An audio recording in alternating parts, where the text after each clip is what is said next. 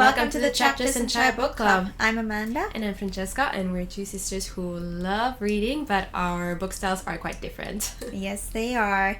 So grab your favorite drink, settle in, let's turn some pages together. Welcome to March's book club video, where we talk about the books we read in February. Yes, and we're going to be picking out our books for March at the end of this video. So if you're new here, and this is the first video you're seeing, we do a book club once a month, where we each pick books and we read them and we discuss them together. Yeah. So if you're into reading, if you were looking for a book club to join, we'd be happy to have you join us. Yes, exactly. And we would also love to hear your thoughts on any of these books if you've read them down in the comments below. Yeah. And we hope you enjoyed this video. Today I'm having a kombucha.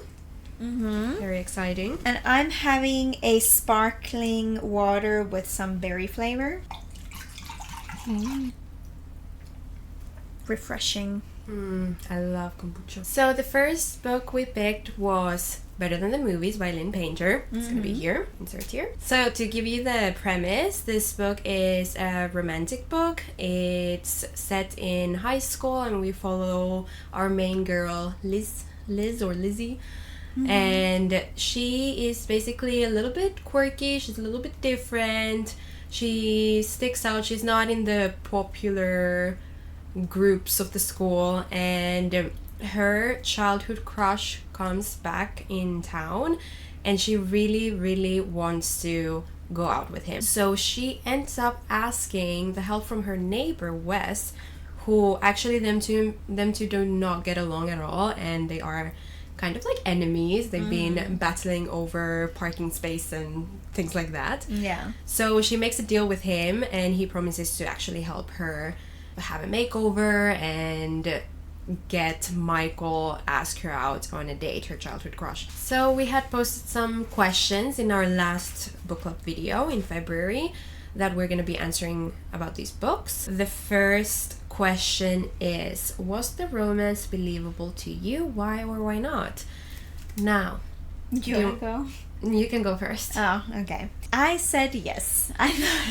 Look, it's clear for me, it felt very much like a rom-com reading this book. So it was believable in that setting of rom-com. And also I thought their love was very sweet and very accurate to what a high school love would be. Yeah.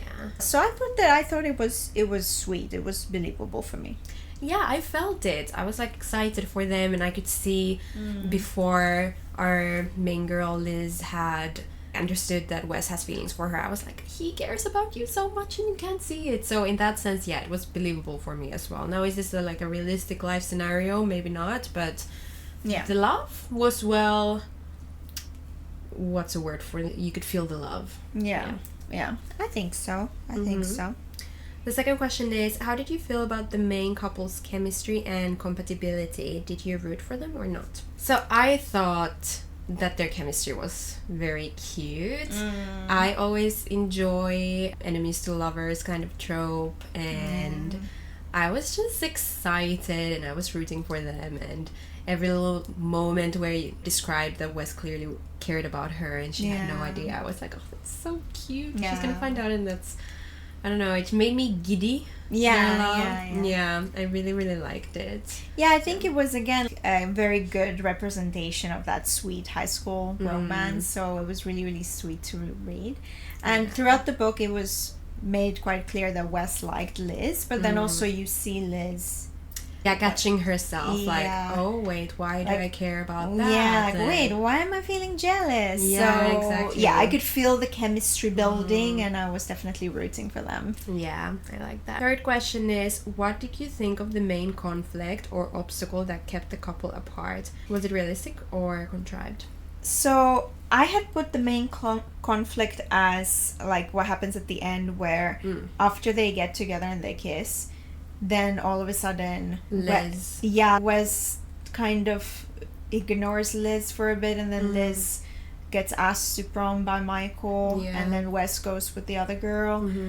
Now that part felt a bit like the book was just trying to throw a quick conflict at the end for no reason, because it kind of didn't make sense. I didn't understand why Wes stopped, why Wes all of a sudden was cold with her and went with that other girl. That wasn't explained, or maybe I missed it, but I didn't understand why all of a sudden, like from kissing her to then going to prom with another girl, and then it was also solved really quickly. I don't know. Did you get that? I had a little bit of a different read in this situation, because basically the book really concentrates on Liz's insecurities. Yeah. And because just before Liz gets asked to the prom by Michael, Wes sends her a message and clearly shows kind of interest. And right after that, she's overthinking it, and I think her insecurities are telling her there's no way he actually likes me. So that's how I took it, that it wasn't actually Wes ignoring her, it was her getting into her own head. She self-sabotaged. And then Wes sees that she finally gets whatever she's wanted this whole time. And because he was never her number one priority before, he's like, okay, yeah, go with Michael. Yeah, I guess that makes sense. But I remember in the scene where Michael does the proposal. Liz, before she says yes or no, she like looks around and she sees Wes, and Wes has his arm around the other girl. Yeah. And there I was like, wait, what? Because at that point they hadn't talked and Liz hadn't said yes or no yet. Wes, what are you doing? Yeah, no, I was like, Wes, what are you doing? You're being stupid also. But I thought that, okay, he's doing this because he's also scared of getting rejected, because he sees this girl. Oh, poor Wes. Yeah, I felt bad there. Yeah, I really liked Wes. Yeah. Throughout the story. I thought he was nice. I did too. Yeah. Okay, but it all got solved very quickly as well. So that was good. You know what I preferred over it having half the book being the conflict. Yeah, true. Okay, question 4. How did the setting and time period of the novel affect the romance? Did it add to the atmosphere or create challenges for the characters? So the setting is high school for the most of it. And first of all, I really enjoyed that. For me, it was very nostalgic. The whole high school setting, and also a lot of the movies we grew up on, the rom-coms, they happened in high school. So it was giving very much that, the rom-com. Yeah. So it overall contributed to the feels and vibes of the book. But also a lot of the high school-y things, like, you know, house parties and the prom and things like that, all were big plot points. Yeah. So I think the setting actually played a very big part. Yeah. No, I loved the setting. And I kept imagining this book as a movie. It was playing in front of my eyes. Same. And I really loved that. And I loved the little quotes from rom-coms. I love that. I recognized like 90% of them. Yeah, same. Same. It had the proper amount of descriptions of the surroundings, and it was very easy to imagine. Okay, question 5. How did the author balance the romance with other elements such as humor, suspense, drama, or social commentary? I think it was quite funny at moments. I would giggle out loud.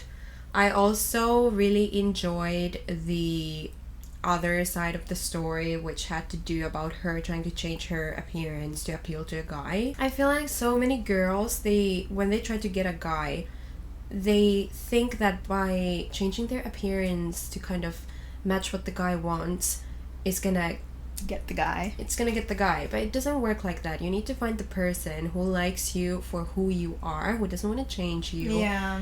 And also, we need to have that respect towards ourselves, where we love ourselves as we are also. Yeah. Not just about having another person who loves us as we are. We need to love ourselves. Yeah, so if you're weird, if you're quirky, if you're different, embrace it. But again, I felt that was quite realistic to high school, that age. Yeah, for sure. I think it was a nice book for anybody that reads it that is that age, to see that it's okay to be quirky and have your own style and like your like different things. It's okay to stick out, and it's even like cooler usually than just being going with the masses. Yeah, exactly. Yeah. And for the question, I thought it was mainly obviously a lighthearted read, but then there was some themes of a little bit of the grief of her going through her senior year without her mother there, and then her struggling with letting her stepmother in. So that was an interesting plot line. I was balancing the more lighthearted romance aspect of it. And I actually cried at the end where she has the conversation with Helena, and she's like, me stepping into your life does not mean that your mother is gonna not be in your life anymore. That made me cry. Yeah, no, it was a beautiful storyline. I was so happy to also see that relationship blossom at the end. Question number 6. How did the secondary characters contribute to the story and the romance? Did you have a favorite or least favorite side character? So it had quite a few side characters that all played like an important role, I felt, and it also played into, again, the high school setting, because you have all the friends and you know, parents still play a very big part in your life at that age. So I think they all played an important role. Now for favorite, maybe I really liked the stepmother. I thought she was really sweet, and the way she was handling, you know, Liz still grieving her mother was done well, I think. Yeah, for sure. I also liked Michael at the end. I thought it was also just a, you know, teenage boy who had a crush on another girl. Yeah, exactly. I was annoyed by the best friend Joss, yeah, because I feel like she was very quick to be judgmental, and she wasn't necessarily as understanding, and I felt that too. She was very opinionated, and she would push her opinion in a judgmental way onto Liz, and so no wonder I didn't blame Liz for not wanting to tell Joss about her whole plan. So yeah, I didn't like her, but in the end, okay, they made up. Then the final question is, what do you think happens to the main couple after the novel ends? I think that they date for a few years. You know, it's a sweet first relationship for both of them. And, you know, they move to college, and probably somewhere down the line, maybe in their mid-20s, they decide to go their separate ways, because it's the I'm just seeing it from a realistic point of view. That's you know, sad. Have you not heard of High School Sweethearts? I have, but it's rare. And I felt that this was a very sweet first romance, and I do think that they have an amicable breakup, and that they probably remain friendly for the rest of their lives. I do not accept this answer. I think they're gonna be high school sweethearts. Wes has loved her for how many years? Yeah. They're gonna make it. They're gonna get married. They're gonna have kids. They're gonna have their struggles. But most importantly, we are actually gonna find out, because I got the second book. Nothing like the movies, which I think that title is giving us some hints, but we'll see. Okay, so overall thoughts. I really enjoyed this. I was about to say movie. Yeah. I really enjoyed reading, listening to this. I thought it was a very easy listen, very easygoing. Partly because it's YA. Again, I think usually YAs are a bit more like the language is easier.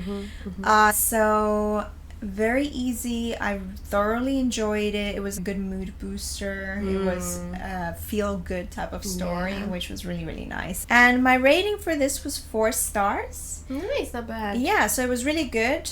It didn't give me that 5-star feeling, so that's why it was at 4 stars. And I like to give a quick perspective for any Christian listeners, for people to know what I thought from a Christian perspective. And this was squeaky clean. There's absolutely no spice. Nothing. I can't remember if there was any swearing, but it wasn't noticeable. I don't remember. So it's YA, I don't think. Yeah, so it was good from that perspective as well. These types of books, though, prove to me personally that you don't need to have spice to kind of have that. I didn't miss the spice at all in this book. I really enjoyed it, and I got that satisfaction that I always get. So yeah, for me, okay, the plot was not a masterpiece. We've seen this before so many times, but that does not mean that I will stop reading these types of books or stop watching movies that are like this. I really, really liked it. It made me giddy, it made me laugh, it made me cry. So I just really, really loved it. Yeah, I gave it 4 stars as well.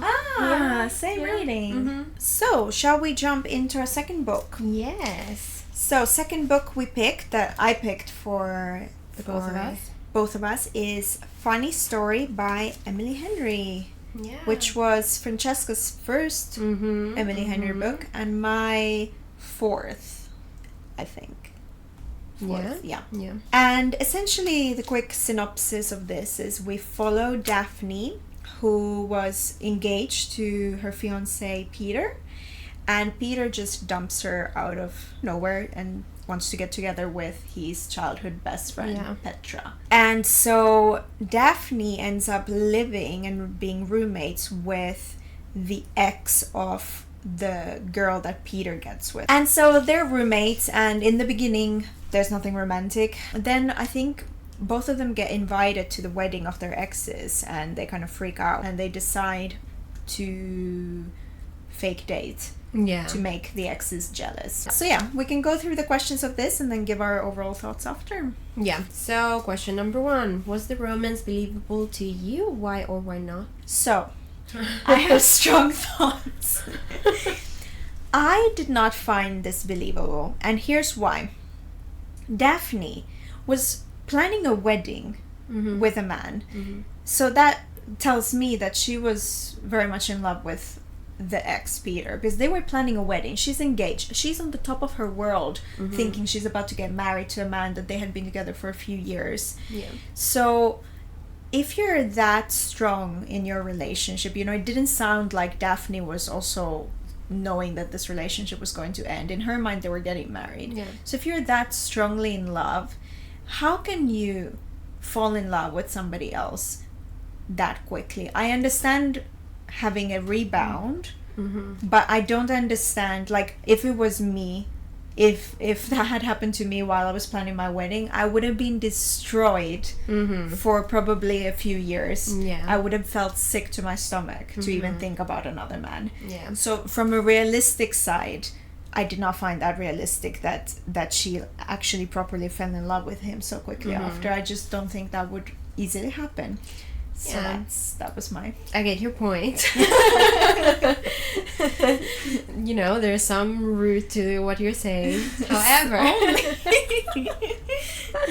However, my opinion is that the book shows us that Daphne is a very type A type of person. She has this perfect image for her life, this perfect idea how things should go. And obviously, in the same way as she has a list for everything in her life, she has a list of what a perfect guy is. And Peter was that perfect guy based on the list. However, she was so just tunnel visioned. I don't know if that's a word. To follow what's her idea of a perfect life, that she did not actually understand that she was unhappy with Peter, because it shows moments where she reflects back on her relationship and how Peter actually was not supportive, and he had these expectations of her, and they had this very kind of robotic life of going to the gym and being that couple and all of that. Whereas when she meets Miles or spends time with Miles, she understands what true love actually means. And although she was very sad of missing out and losing that, like, oh, I was finally gonna get married and have my perfect house and whatever, she understood that no, actually all I need is the feeling of love, someone who actually loves me and wants to take care of me, which Peter was not like that. Okay, fair point. And I would agree with that point. I think the time frame of it was off, though. It happened very quick. I think she needed still a few years to even come to the realization that Peter, that she had been, like, 4 years with, you know, to come to that realization and self-acceptance that she was with the wrong man. I just, to me, it was not believable how it all went, but I get your point. Okay, next question is, how did you feel about the main couple's chemistry and compatibility? Did you root for them or not? I think their chemistry was very palpable, and the banter between them, the way they were flirting was really you could tell that there was chemistry from very much the beginning. I was rooting for their relationship, definitely. I had nothing against their relationship. Rooting, it just should have, they both needed, in my opinion, a little bit of time a little bit of to heal, because they were still proper grieving, both of them. So a little bit of extra time, but but overall I rooted for them as a couple. I really loved seeing how Miles kind of pulled her out of her shell and made her kind of make a life for herself and try out all these new things and see the world from a different point of view. And once she was able to let go of her just schedule and all of that, then they were just so good together and they got along so well and they were so sweet, and I loved how they comforted each other. And I actually loved in one point of the book where Miles tells her, like, you're my best friend, and that was just so sweet. I loved it. So I was definitely rooting for them. Question number 3, right? Yes. What did you think of the main conflict or obstacle that kept the couple apart? Was it realistic or contrived? I did not think that it made that much sense. So the main conflict, again, as a reminder, was that Daphne did not want to mess about with the whole roommate situation because they were living together, but also because she didn't know if she was going to move out of town, that there was no point to start a relationship. But those two things conflicted in my mind, because she did not want to hook up with Miles because they were rooming in the same house, not to make things weird, but also if you know you're moving, because for the majority of the book she thinks that she's going to move away, so if you know you're moving, then why not just do what you want to do? Yeah, that's true. I thought of the main conflict more of the moment where she had made plans with Miles and then Miles didn't come, and then he kind of disappears for a couple days, and that hits the spot of her insecurities with her dad, with Peter, because everyone kind of left her. Yeah, that was the other conflict, you're right. Yeah, so that one I really understood her insecurity and how it was exactly like it triggered her when Miles didn't show up. I think Miles could have done a way better job at communicating and being like, hey, sorry, I can't make it because of this and this and that. However, Daphne could have had more hopes when it comes to Miles, because he has not given her any reason to believe that he will actually do something as mean and bad as just leaving her like that. Yeah, he had been a sweetie pie the whole way through. So I get that she was triggered, but why she acted very drastically, like, I'm moving out, basically. How did the setting and the time period of the novel affect the romance? Did it add to the atmosphere or create challenges for the characters? So the setting was a small town, and I really enjoyed that setting. I'm a sucker for a small town romance, and the whole, like, having all the different producers and that. Yeah, I thought that was cute. Yeah. And I did like, because you see Daphne throughout the story, she also falls in love with the town and decides to stay. So I thought that was a nice part of the story as well. Yeah. No, I liked it also because in the beginning of the book, she kind of has this couple of places that she goes, and that's her whole world. It's a library, and then it's the canteen across the street from the library, and that's it. And then she ends up going to all these different places, meeting all these new people, and it opens her world. Then how did the author balance the romance, suspense, drama, or social commentary? Most of Emily Henry's books, they're all always quite well balanced. There's a lot of different themes going on, and in this book it was the theme of getting over a breakup. I think there was a big theme of independence and you know, identity when you've been with someone for many years and you let that relationship kind of dictate your identity, and then when you break up, you don't know who you are anymore. All your friends were the mutual friends that you had, all the places you went, it was like your couple places. Exactly. So that whole theme of then having to make new friends, having to build a new life, essentially, your identity, find your identity again. So that was a big theme of the book, and I think very relatable for anybody that's gone through a breakup like that. So I really enjoyed that part, and it brought a lot more depth to the characters. Another part, which this is maybe not as related to this, but I really liked how she's super judgmental in the beginning, but then she starts giving chances to people, and she realizes her best friend. They become best friends, and she was judging her the way the character, I don't remember her name. I have it here. Ashley. Ashley, the way Ashley is described in the beginning is not very lovely, and then they end up getting so close. So she really changes as a person throughout the book. She does. Then, how did the secondary characters contribute to the story and the romance? Did you have a favorite or least favorite side character? I like the secondary characters. I think they again contributed to the small town vibes. Yeah, and it had kind of a found family feeling when she makes her new friends and her new group of people, so that was really special. My favorite character, which was random, but I really liked Starfire, was the girlfriend of her dad, the new girlfriend. I don't know why, I just really enjoyed reading about her. She was making me laugh, so she was very quirky and very funny. So she was the one that stuck out to me, but I liked all the side characters. Yeah, I also liked all of the side characters. I even although the dad was not being the best dad, I found him funny as a character. Yeah. His personality was just, it made me giggle. What do you think happens to the main couple after the novel ends? So I do believe in this couple. So I think they get married pretty quickly after that. And I think Daphne will eventually becomes the head of the library, and her and Miles live happily ever after. Yes, I agree.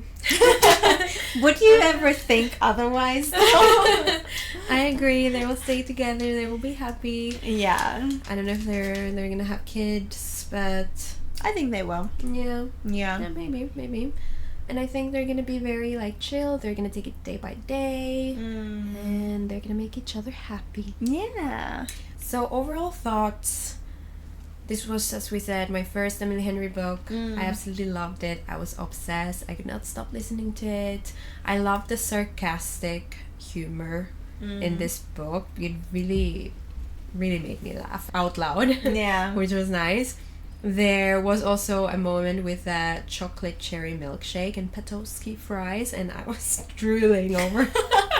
I can't remember that. No? No. Oh my goodness, I was like, I need that right now. I can imagine how it tastes. Like dipping a fry in the milkshake, maybe. Wow, okay. Another moment that that made me laugh was when Miles and Daphne kissed for the first time, and it was they were faking in front of Peter, and they have this full-on makeout session out in the open against the car, and I just imagine Peter standing there looking at them like, whoa. They're grabbing each other, going tongue in, everything. Who kisses like that out in public? Yeah, true. That was an That's awkward so moment. I was laughing. But yeah, I love this book. And I'm definitely gonna be reading all the Emily Henry books, I think. Yeah. Yeah, so as in star rating, I gave it a 4.5, which I think... Pretty good. Yeah, Pretty good. Yeah. My thoughts, so overall it's a very enjoyable book, and I rooted for the characters. I like the characters, and I think they're good together. So I really liked all of that. However, for my personal taste, I did have a bit of an issue with the spice. And I checked because I was kind of surprised, honestly, with the amount of spice in this book, just because her previous books, I think they've maybe had a scene that is quick and vague, but this one had multiple scenes. And so I checked, and it is indeed her spiciest of the books that she's written, which I didn't know. So that's something that I just unfortunately don't like. From a Christian perspective, I think it's a sweet story of gaining independence and friendships, which are really important themes. But it has a lot of, I guess it depends on who you're asking. For me, it had a lot of spice, and it has also a lot of swearing. So for rating, I gave it a 3-star. Kind of average. It was enjoyable, but it wasn't... I don't think it's a story that I'll necessarily think about much. And yeah, it wasn't... I didn't find myself wanting to read it all the time. It was enjoyable enough, but... That's very good writing and everything. Yeah, that's fair enough. Okay, so that wraps it up for the book club videos that we read in February, and now we are going to announce the books that we're going to be reading in March. Yeah. Okay, so do you want to try and guess? Yeah, so I need to ask a question. Yeah, one question. Is it fantasy? No. Okay, you don't have that many non-fantasy books. Huh? We should make it easy for you. You were with me when I bought it. Just open it. Oh, exciting! And you saw the name. Yeah, I saw the name. Never Lie by Freida McFadden. Yes. I've heard from so many people that this book is supposed to be super good, so I'm excited. Yeah, a little thriller. I've read The Housemaid and enjoyed that. Yeah, same. Okay. So is this a romance?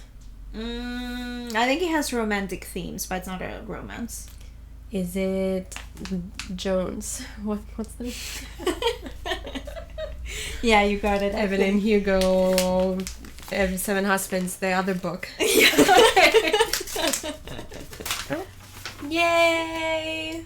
And I think this will be great on audio because it's like an interview format. Okay, nice. Yeah. I'm excited to read this. This has been in my TBR for quite a while. Yeah, exciting. Perfect. So if you'd like to join us for next month's book club, we're going to be reading these now, and then for our video in April. We're gonna post We're gonna post a video with our thoughts on these two books. So feel free to follow along. Yeah. Feel free to read this as well and give us your opinions and your thoughts. If you enjoyed this video, then feel free to like, subscribe, comment below, and we are very thankful that you've watched this video. Yes. We hope you enjoyed it. And yeah, we'll see you soon. Yeah, bye.